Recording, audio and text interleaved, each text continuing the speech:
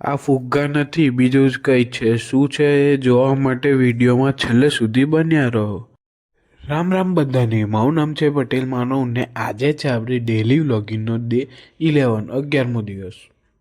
આજે સવારે વહેલા ઉઠી ફ્રેશ થઈને મેં કરી પૂજા કરી ત્યારે તૈયાર થઈ ગયા. તૈયાર થઈને અમે ખાવા બેસી ગયા હતા ચીકી. આજે છે વાસી ઉત્તરાયણ. સવારમાં આવી ગયા હતા ધાબા પર, પરંતુ જોયું તો એક બી પતંગ જ નહોતી ચગતી. ત્યાર પછી નીકળી ગયા નીચે જવા માટે. આ ફુગ્ગા નથી, આ છે આપણા ગેસવાળા ફુગ્ગા.